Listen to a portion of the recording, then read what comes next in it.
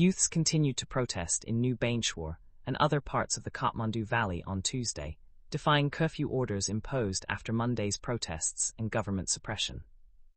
At least 17 protesters were killed in Kathmandu and 2 in Itahari, while over 400 protesters sustained serious injuries after the police used excessive force during the Gen Z protest on Monday.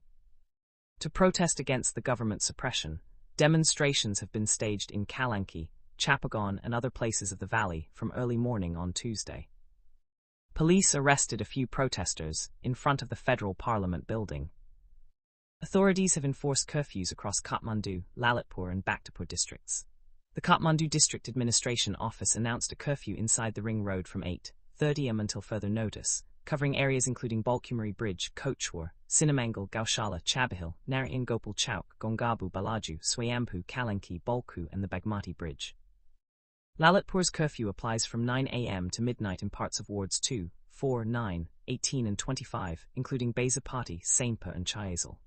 Bhaktapur also imposed restrictions from 8:30 am until further notice in Madhyaprathimi, Suryabanayak, Changanarian and Bhaktapur municipalities.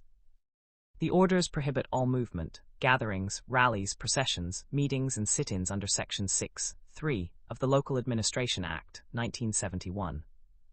Despite the restrictions, youth spontaneously gathered near the Parliament building in New Baneshwar on Tuesday morning. They carried no banners.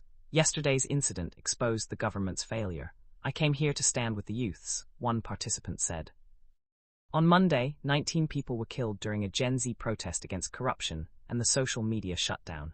Leaders from both ruling and opposition parties criticized the government's response, saying the tragedy reflected its repressive measures. Ikia Thapa, a bachelor's student of journalism and mass communication, was one among the thousands of youths who had descended on Madikar on Monday morning to protest rampant corruption and the government's recent social media ban. Thapa stayed at the protest site until around noon, retreating only after the first rounds of tear gas canisters were fired and the situation turned tense. This was supposed to be a peaceful protest, that's why we were there, Thapa told the Post later.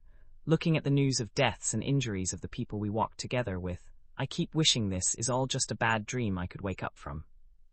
The events of Monday were rooted in a digital movement that had been gathering momentum for weeks.